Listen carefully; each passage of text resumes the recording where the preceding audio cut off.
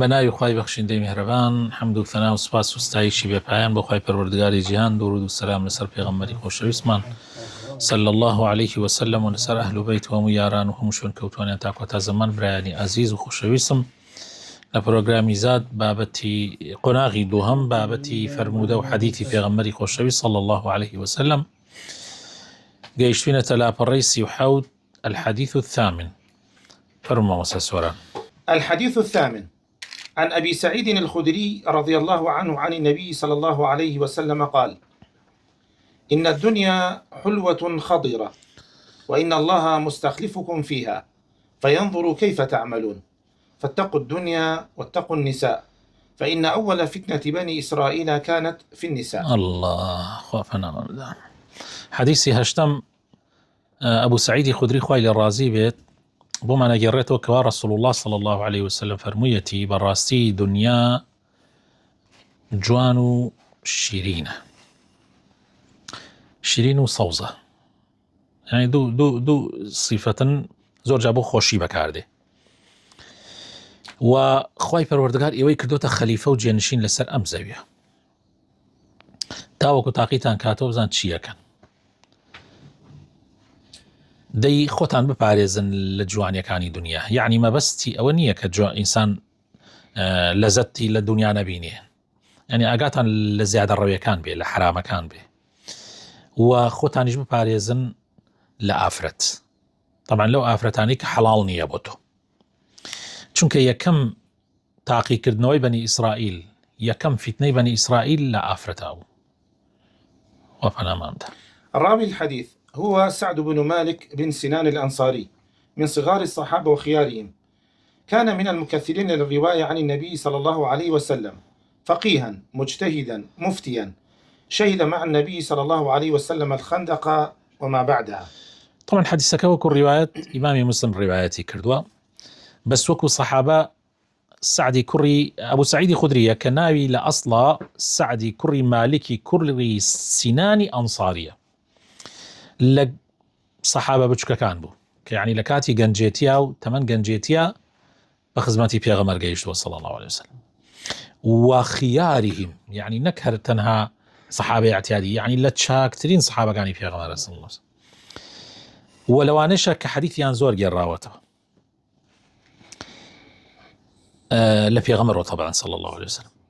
كابرايكي فقيه بوه، يعني شارزا بوه لدين، مجتهد بوه، اجتهادي شي كردو نك الفقيه اعتيادي، مفتي بوه، فتواي داوه لزماني خويا ولا سردمي صحابه وتابعين لقل پیغمبري خويا صلى الله عليه وسلم بجداري لخندقا كردوه ولا دواي خندقش ديارة بيشي خندق من البوه.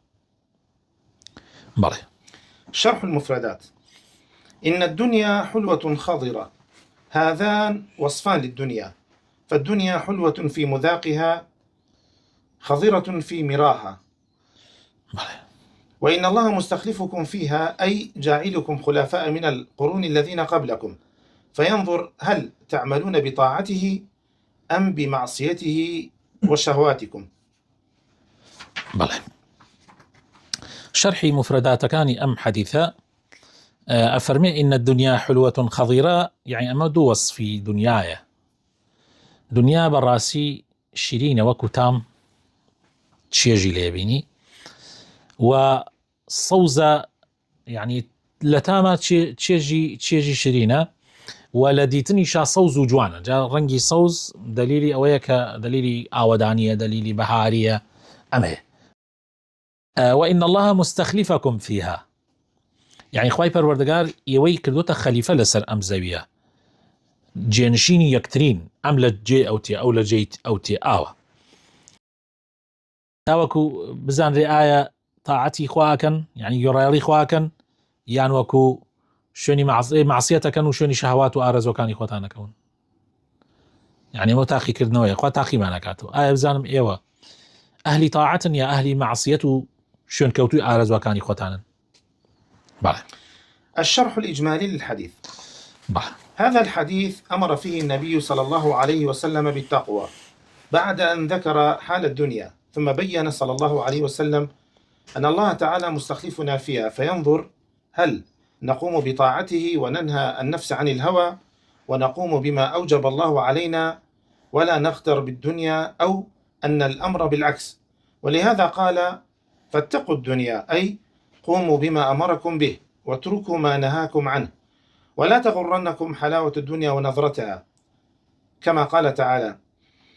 فلا تغرنكم الحياة الدنيا ولا يغرنكم بالله الغرور. ثم حذر من النساء، وهذا يشمل الحذر من المرأة في كيدها مع زوجها، ويشمل الحذر من النساء وفتنتهن. ولهذا قال: فإن أول فتنة بني إسرائيل كانت في النساء، فافتتنوا في النساء فضلوا وأضلوا. ولذلك نجد أعداءنا وأعداء ديننا يركزون اليوم على المرأة وتبرجها واختلاطها بالرجال، حتى يصبح النساء وكأنهن دمى لا يهتم الناس إلا بأشكالهن وأجسادهن. وقد صرحوا بذلك، فقال أحد قادة الماسونية: كأس وغانية يفعلان بأمة محمد صلى الله عليه وسلم ما لا يفعله 1000 مدفع. وقال آخر: سنشغل الأميين بشهوتي البطن والفرج حتى يصبحوا قطيعا من الغنم نسوقهم حيثما شئنا. فهل يدرك من يشجع الغناء والرقص وشرب الخمور وانتشار الخنا والتبرج في بلاد المسلمين أنهم ينفذون خطط الصهيونية لطمس معالم الإسلام، وأنهم يحققون لهم ما عجزوا هم عن تحقيقه؟ شرحك إجمالي أم حديثة خوشويسة كان أم حديثة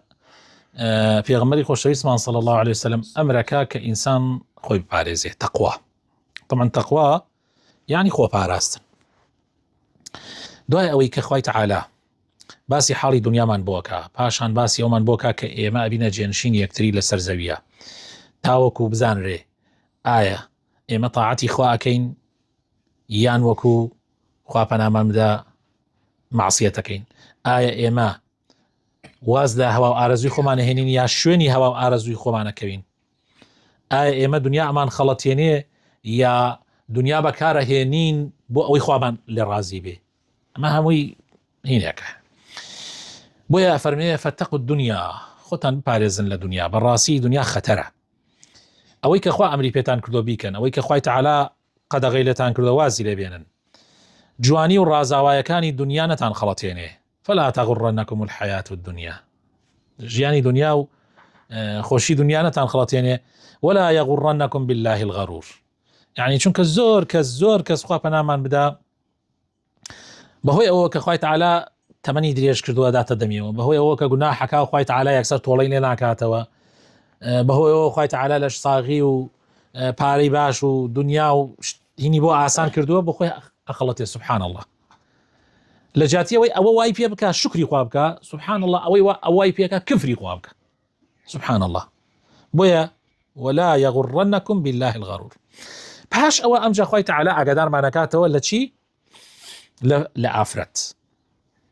طبعا ئەمە دوو جۆر ئاگادارکردنەوە، یەکێک لەوانەی کە فێڵ و تەڵەکەی ژنەکانی خۆمان لەسەرمان، زۆر جار ژنەکانمان ئەبنە داردەستی شەیتان بۆ بەجێهێنانی کارەکان، بۆ بەجێهێنانی ئیشەکانی شەیتان. یعنی ژنە هەروە ژنە مەسەلەن سەیرەکەی لە حەمولایەکەوە ڕاتە کێشێ بەرەو دنیا، تۆ ئەتەوێ وەلای خوا بڕۆی ژن ڕاتە کێشێ بۆ دنیا، تۆ ئەتەوێ هەنێ ژنەیە بۆ خۆی ئاوایە، خوا پەنامان بدە. و هەروەها ئاگاداریشمانەکاتەوە کە لە ئافرەت بەگشتی، لە فیتنەی ئافرەت بەگشتی، چونکە یەکەم فیتنەی بەنی ئیسرائیل لە ژنا بووە. ئەوان بە ژن خەڵەتیان گومڕابوون و خەڵکیانش گومڕا کرد. بۆیە ئەبینی دژمنانی ئیسلام زۆر بە ئاشکرا تەرکیز دەخەنە سەر ئافرەت بۆ دژایەتیکردنی مسلمانان، بۆ لە ناوبردنی مسلمانان. هەوڵەدەن ئافرەت بە هەرچی شێوە هەیە ئافرەت هەڵخەڵەتێنن، ڕووتی کەنەوە. یعنی ئەگەر نەک تەنها لە ڕووتکردنەوەی بۆسی کە ڕووتت کردو ئەمجا تەبەڕوج شتی ئەبێ. ئافرەت ئەگەر جوانیەکانی، یعنی ئەگەر مەسەلەن دەم چاو ئەمانەی قژ و دەم چاو و جەسەدی کەوتە دەرەوە، هەوڵ ئەدا ئەم جاوای پێ بکات سەرنجی مقابل ڕاکێشی. خۆ بۆچی یعنی کراسی یعنی محەجەبە ئابا و مەسەلەن سەرپۆش و نیقاب و ئەمانە بۆچی بۆ ئافرەت گرنگە لەبەرەوەی ئەو ئافرەتە ئەگەر دیمەنەکەی جوانەیەکیشی پێوە نەبێ ئەگەر خۆشی نەڕازێنێتەوە ئەوەدایە پۆشی و عیب و عارەکەی و نوقسانەکانی نەکاو بە دوای تەڵەباتی دنیا ناڕۆ بەس کە ئەو شتانی کەوتە دەر اینجا داوا ئەکات چی بکە ئەو کەم و کورتیانە پڕکاتەوە بۆ نمونە هیچ کەسێک نییە دەم چاوی عیبی پێوە نەبێ هیچ کەسێک نییە لە جەسەدی خۆی ڕازی بێ لە 100% هەیە لە چاوی ناڕازی بەخوات چاوی بچووکە ێژە خۆزگایە گەورەیەژە خۆزگایە بچووک وایە برۆ جارەکەن ئەم برۆ بۆتە هەر بۆتە یاری دەستی مرۆڤەکان و دەست برۆ یاکێگەڵێ باالەیە کێگەڵێ بالەیەکە جا بێت کێگەڵێ با باریک بێ کێگەڵێ بە پان بێ و هەموو ئەو شتانەی تر کە لە گیانی ئینسانەیە لێوی مەسەن دگانی بۆ نمونە یعنی ئیتر هەموو ئەمانە کە بە دەرەوە بێ ئەڕوا ئەمجا حەزارەها من ئافرەتی وە ئەناسم 5 عملیاتی کردووە ئافرەتی اعتیادی ئەوە نیە بڵێ لەوانە بێەوە ئەمڕۆ پێیانەوترێ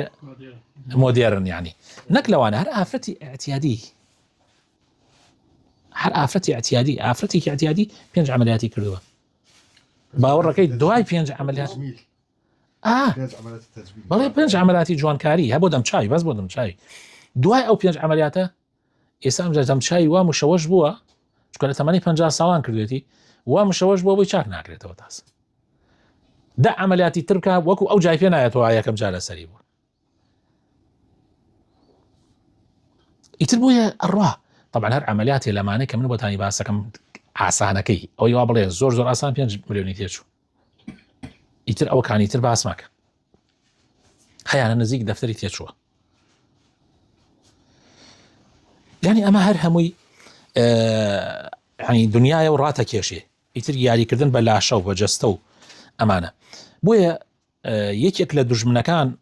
دژمنەکانی ئیسلام و دژمنەکانی مرۆڤایەتی بە صریح ئەڵێ سەرکردەیەکی ماسۆنیەتە ئەڵێ كأس وغانية يفعلان في أمتي يا بأمة محمد صلى الله عليه وسلم ما لا يفعله 1000 مدفع عليه يعني كاس يعني قصدي عرقة ما دي بيوشكر يسا طبعا عرق قراه ما دي بيوشكر يسا جي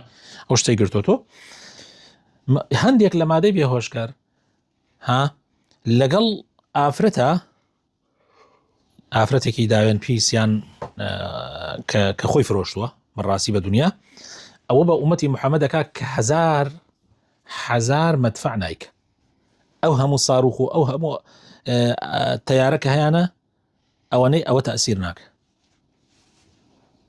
خۆشمان بە چاوی خۆمان نەیبینین ئەوە تا هەرچی قووەتی زەبەلاحیانەیە دێن وڵاتێکی ئیسلام داگیرکە ناتوان داگیریکە بەس ئەتوانن خۆرەی ناوخۆ بیخوا بە هەر هەموو قوتەکان و ناتوان وڵاتێکی ئیسلام داگیرکە خۆ دیاریش غەزەیە 2 ملیۆنە پارچە زەویەکە درێژەکەی 42 کیلۆمتر و پانیەکەی 6 کیلۆمتر تا 12 کیلۆمتر ینی بیری لەو کە شتێ زۆر کەمە هەبینی کەلار و کفریە ینی ئەگەر کەسێک کەلار و کفری بینی بێ هەرەوەرێ ناتوانن لەبەرەوەی ئەوان ناتوانن بەرامبەر قەومێک بجەنگن کە مردنیان لە ژیان پێ خۆشتر بێ بەس ئەتوانن دینەکەت لێ بسێنەوە ئەتوانن ئەخلاقت لێ بسێن کە توانیانتر لەوە دا ئەڵێ چی ئەوە تا یەکیان ئەڵێ ئومیەکان ئەوان ئومیەکان طبعا جوولەکە بە ئێمە ئەڵێن ئومیین ئەڵێ ئومیەکان وا مەشغوڵەکەین بە شەهوەت و ئارەزویان وا سەرقاڵیانەکەن بە شەهوەتی زکەوە و شەهوەتی دامێنەوە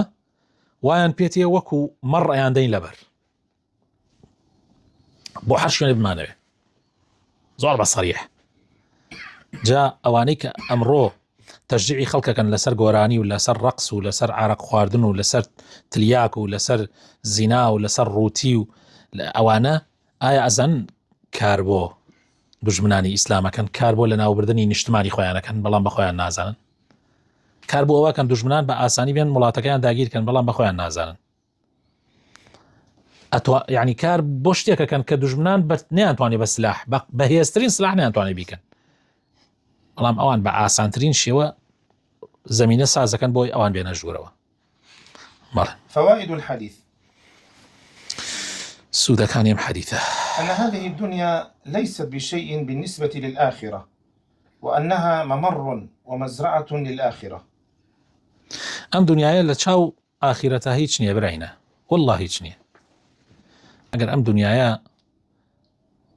هەر هەمووی ئاوتون بواە،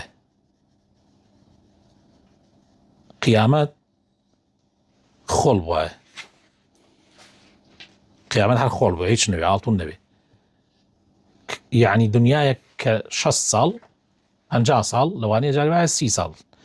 ئەگەر لەزەتە خۆشەکانی ئینکەی هەر ئەو مەرحەلەیە، لە مەرحەلەی 15 ساڵیەوە تا 45 هەر ئەوە نەخۆشیەکانێتی 30 ساڵیش نییە. ئەو 30 ساڵە طبعا نیوەی وەخەوە بێتە سەر، هەر نیوەی ڕێک وەخەوە بێتە سەر. ئەمێنێتەوە 15 ساڵی، ئەو 15 ساڵیش ئەگەر نەخۆشی تیانە بێ، ئەگەر ناخۆشیشی تیانە بێ، هەر هەمووی ڕابواردن بێ، هیچ لەزەتێکی نییە بەرامبەر بە هەتاهەتایی، بەرامبەر بە هەتاهەتایی، هەتاهەتایی، یعنی سنووری نییە. ئێمە کەی یعنی بەرامبەر بەوە؟ بۆیە دنیا هیچ نییە بەڕاستی. لەبەرەوە عاقڵە و کەسەیە دنیا کاتە کێڵگە بۆ ئاخرەت، دنیا بکە بە کێڵگەیەک ئاخرەتی پێ ئاوەدان کەرەوە. ثانيا التحذير من الاغترار بالدنيا والميل إلى النساء، فإنهما فتنة لكل مفتون. وقد جاء التحذير من الدنيا كما في قوله صلى الله عليه وسلم: إن مما أخاف عليكم من بعد ما يفتح عليكم من زهرة الدنيا وزينتها. وجاء التحذير كثيرا من النساء كما في قوله صلى الله عليه وسلم: ما تركت بعدي فتنة أضر على الرجال من النساء. ئاگادارکردنەوە لە هەڵخەڵەتاندن بە دنیا و مەیل بۆ لای ئافرەتی حرام. دوو فیتنەن ئەمە زۆر کەس پێی خەڵەتاوە و لە حەدیثی تریش هاتووە، خوای گەورە لە حەدیثی تریش هاتووە پێغەمبەری خۆشەویستمان صلی الله عليه وسلم ئاگادارمان ئەکاتەوە، فەرمێ ئەوەی کە زۆر لێتان ئەترسم لێی لە دوای خۆم ئەوەیە کە دنیا دەرگاتان بۆ بکاتەوە، یعنی ئەوەیە کە دنیا بۆتان بکرێتەوە، خۆشیەکانی دنیا بێتە بەردەستان، ئەو کاتەوە باوشەکەنە دنیا واز لە قیامەت دێنن. و هەروەها لە حەدیث شاتووە پێغەمبەری خوا صلی الله عليه وسلم فەرمێ هیچ فیتنەیەک، یعنی هیچ تاقیکردنەوەیەکم بەجێ نەیەڵاوە لە پاش خۆم ئەوەندەی ئافرەت زەرەری هەبێ بۆ، یعنی ئەوەی تاقیکردنەوەی ئافرەت زەرەری هەبێ بۆ پیاوان. طبعا معنای ئەوە نییە ئافرەت خراپە، معنای ئەوەیە ئافرەت ئەداتی تاقیکردنەوەیە، یعنی پیاو مەیلی هەیە بۆ ئافرەت، ئەبێ ئاگات لە خۆت بێ ئەو مەیلە زیاد نەبێ. خۆ دنیا خراپە، یعنی ئەگەر وایش بێ دنیاش معناوایە خراپە. ئەیتر خوا دنیای بۆ دروست کرد ئەگەر خراپە؟ دنیا خراپ نییە، دنیا کاتێک خراپە ئەگەر تۆ بیدەی بەسەر قیامەتە. ئافرەتیش کاتێک خراپە بۆ تۆ ئەگەر ئەم ئافرەتە بە ڕێگای حرام ڕۆی بۆی، ئەگەر ئاگات لە چاو خۆت نەبێ، ئەگەر ئاگات لە گوێی خۆت نەبێ. طبعا چاو بەدیتنی نە حرام، گوێ بەوەی کە یعنی قسەی حرام و گۆرانی حرام و ئەمانە. و ئەگەر ئاگات لە خۆت نەبێ داوێنت نەپارێزی، چونکە پاراستنی داوێن بەڕاستی زۆر گرنگە. دوو شت ئەبێتە مایی پێغەمبەری خۆشەویستمان صلی الله عليه وسلم فەرمێت کەسێ زەمانەتی بکە من باشتی بۆ زەمانەتەکەم، ما بين لحييه وما بين فخذيه، يعني بيني أم لا أولاي ريشت كدمت وزمانته وبيني أم رانت هردو رانت أو دوشينا هو كاريكن بۆ إنسان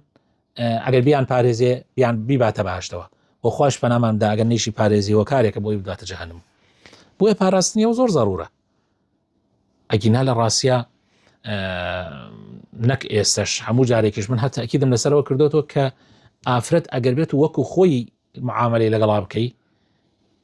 نیعمەتترین شتی ئەم دنیایەتانێ. هیچ نیعمەتی نییە لە دنیا ئەوەنەی نیعمەتی ئافرەتی باش چاک بێ لە دنیا. باسی نیعمەت دنیاکەم یعنی دوای ئیمان، یعنی باسی ئیمان ناکەین، باسی مەسائل. یعنی ئەگەر ئافرەتێکی خێزانێکی باشت هەبێ کە ئەبێتە ئەهلی ڕاوێژ بۆ تۆ، ئەبێت جێی سوکنایی بۆ تۆ، خزمەتی ماڵ و مناڵتەکە، مناڵ بۆ پەروەردەکە، کە دێیتەوە ئیسراحەتەکەی، دێیتەوە بۆ ماڵ ئیسراحەتەکەی. چونکە ئیسە بیری لێ بکەوە کاتێ بێتەوە ماڵ ژنەکە لە ماڵ نەبێ. مەبەستم ڕۆژێ نێو دنیا ئەگەر بە بەردەوامی. من ئەو ڕۆژە کەسێکم بینی کەسایەتێکی ناوداری ئەم کوردستانە ژنی نییە، بینیم کە هاتەوە بە ماڵ تەمان تەلەڤیزۆن لەگەڵ بوو ئینەکرد مقابلە و چوە ناو ماڵێەوەتر لەگەڵە سێرم کرد جبسی داناوە، پسکتی داناوە، ها ناتوانێت بۆ خۆت تەمەەن گەیشتە تەمەنی 50 و 60 ئەمانێت تو تااقەت نییە چێژ بکەیت تااقەت نییە ناوماڵی شپرز مامۆستا سۆران جل لەم لا کەوتووە قاپ لەم لا کەوتووە ئین لەم لا کەوتووە کەشتی شپرز جا جبزدانریا جبسەخوا نانی وتی تو ئەمانە خۆتێرە چی بکەن یا ئەگەر لە فەیەک بێنن یا تەلەفۆنێ بکەی بزانم بە دلیڤەری شتێکت بۆ بێنن دوای تااقەتت نییە قاپەکان گرتکەیتەوە ژیان بەبێ ئافرەت هێشتامی نییە جاری وای خۆمان ئێمە خۆمان بینیمانە من لە مەدرسەیە بووم و ئەمانە جاری وا هەبووە مەدرسەکە شپرز بووە بەهۆی مەسەڵەن تەلەبەی کوڕ و ئەمانەوە لەوەدا یەک ئافرەتێک کە خزمەتی ئەو ناوای کردووە ماوەی 1 سعات هاتۆتە ئەوێ ئێمە ئەومە بەجێڵا دوای هاتینەوە شوێنەکە نەناسێت لە بۆنی خۆش و لە تەرتیبات و لە هین ئەی تەماشاک یا هەمومان بەیەکەوە هەر ئەم هەم جەماعەتە هەر هەمومان بەیەکەوە ناتوانین ناڵێک ژیرکەینەوە ئەگەر بێت و دەستکا بەگریان لەوانەیە ئەگەر هەر زۆر تینماکەی بەربینە لێدانی وازان بە لێدان چارەسەرەوێت بەڵام ئەگەر خێزانەکەمان ژی بێنی بە 1 لەحظە ژیرێکاتەوە بە 1 لەحظە خوا ئەوەی بە یعنی من قەناعەتم وایە ئەمە یعنی بیکەن بە قاعدەی ژیانتان بە لە حەدیثی شۆوەرم گرتووە طبعا ئینسان کاتێک کاملە ئەگەر ژن و پیاو بەیەکەوە ژن پیاو تەواوەکە پیاوی ژن تەواوەکە ئەگەر هەر کاملەم دوانە حەساب ئەگەر هەر کاملەم دوانە حەساب بۆ بەرامبەرەکەی نەکا ژیانەکە تێگەچ ئەمە ئیتر لە ماڵی خۆتۆ بیگرە عیسە تۆ لە ناو ماڵی خۆتۆ لەگەڵ ژنەکەتە ئەگەر تۆ حەساب بۆ چاکیەکان و کەردەوەکانی ژنەکەت نەکەی کارەکانی ژنەکەت نەکەی حتا وەلەو کەمیش یان یەک تۆزێکیش قەدری نەزانی وەڵاهی ئیتر ماڵت تێکەچی گەرەک دائیمەن دەستخۆشی لێ بکەی گەرەک دائیمەن سواسی بکەی وە مقابلەکە شەڕوە ژنەکە شەڕوە گەرە ژنەکەش دائیمەن قەدری تۆ بزانێت دائیمەن بەگەشی و بە ڕوخۆشی و بێتە دەمتەوە دائیمەن یعنی ئەبێ یەکتری تەواو بکەن عینەن وەک دوو دەسوایە ئەگەر ئەم دەسەکە نەبێ بە پاک نابێتەوە یەکتری تەواوەکەن یەکتری پاکەکەنەوە جا ئەمە زۆر گرنگە ینی ئەمە زۆر جار گلەیەکان لەوە دروستە بێ پیاو قەدری ژن نازانێت ژن قەدری پیاو نازانێت بەڵێ فەرمووە سۆران سێم ثالثا حرص النبي صلى الله عليه وسلم على أمته وتحذيرها مما قد يكون سببا لهلاكها حرص و سوربوونی پێغەمبەری خوا صلی الله عليه وسلم لەسەر ئومەتەکەی و ئاگادارکردنەوەی لەوەی کە ئەبێتە مایەی تیاچوونی یعنی پێغەمبەری خوا صلی الله عليه وسلم زۆر سوورە لەسەرەوەی ئومەتەکەی تیاناچێت هەر شتێ بزانێ ئەبێتە مایەی تیاچوونی ئومەتەکەی لە ئاخر زمان شابی ئاگاداری کردوتەوە بەس پێی زانوی ئەفەرمێ ئاگات لەوە بێ ئاگاتان لەوە بێ ئاوا دێوریابن ئاوا دێ حتا دەجالیش حتا دەجال کە لە ئاخر زمان پێغەمبەری خوا صلی الله عليه وسلم ئاگادارمانەکاتەوە فیتەنەکان هەموو کە دێت لە ڕێگامان پێغەمبەری خوا قسەی لەسەر کردووە ئیتر ئەوەی پارێزراوە بۆمان ماوەتەوە ئەوەشی نەپارێزراوە بەداخەوە فەوتیە بەڵێ رابعا أن أبلغ وأشد الفتن هي فتنة النساء فإن فتنتهن عظيمة والوقوع فيها خطير فإنهن مصائد الشيطان وحبائله كم صاد بهن من معافى فأصبح أسير شهوته رهين ذنبه قد عز عليه الخلاص ولو تحرز منها ولم يدخل مداخل التهم ولا تعرض للبلاء واستعان بالله تعالى لنجا من هذه الفتنة وخلص من هذه المحنة ولهذا حذر النبي صلى الله عليه وسلم في هذا الحديث منها على وجه الخصوص يعني فرمي الخطرترين امتحاني هردو جنسك يا برامبر بيكتري امتحاني تنيابونەوەی ژن بۆ پیاوەژ امتحانێکی زۆر قورسە ئیسا تۆ چەند تەئسیر لاوەکەی خۆ ئەوش تۆش ئەو چەند تەئسیر لە تۆکات تۆش ئەوە تەئسیرت لاو هەیە هەردوو لایە بەڵام ئەوان تۆزێ خۆگرترن ئەوان خۆگرترن کەمتر تەسلیم ئەبن زۆر جا تاالب تۆی مەطلوب ئەوە داواکراو ئەوە داواکار تۆی زۆر جار وایە بەڵام با بزانی ئەویش کاتێ دێتە دەورتا و دێت و ئەڕوا و هینەکە شەرخۆی جۆرێک لە جۆرەکانینە بەس ئەوە فەنێکەوەتی وا دەرەخە حەز ناکە خۆی بشکێنێت و حەز ناکە نزمی خۆی بەس تو یەکسەر تەسلیمە بێ و هەموو شتێکت تەسلیمەکەی بۆیە ئەبێ زۆر ئاگامان لێ بێ یعنی زۆر یعنی ئافرەت قەت مەڵێ من لە ئافرەت ئێستا من بیستمانێ کەسێ ئەڵکە ئەڵێ بمکەیتە ناو ئەوە ئافرەتە گوێ نادەمێ بەس من بەرامبەر بەبارە زایفم وەڵڵە وا نییە ئەو غرورەت ئەشکێ ڕۆژێک تێ لە ڕۆژان من پیاوم نەبینیوە مەگەر لە فیلمە مەگەر لە تەمسیلیا بینێتم پیاو خۆگەر بێ بەرامبەر بە ئافرەت شتی وە هەر نییە لە تەمسیلیا هەیە مەسا فیلم و تەمسیلیا یعنی کەئەنە وەکو چۆن بڵێ یانێ پیا وا پیشاندن پیا و مهمە بەس پیا وان نییە کاکە پیا و خوای ئەگەر وا بواە پێغەمبەری خوا صلی الله علیه و سلم ئەوە تاکیدی ناکە کە عادات لە خۆت پێغەمبەر یوسف وانە ینی ئیتر پێغەمبەر یوسفش خوا پاراستی بۆیە ئەبێ ئاگامان لە خۆمان بێ زۆر وریابین داواکارم خوای تەعالی لە فیتنەی ئاخر زەمانمان پارێزێ لە فیتنەی دنیا و ڕازاوایەکانی بمان پارێزێ لە فیتنەی ئافرەت و هەروەها ئافرەتەکانشمان لە فیتنەی پیاو پارێزێ وصلى اللهم وبارك على حبيبنا محمد وعلى آله وصحبه أجمعين.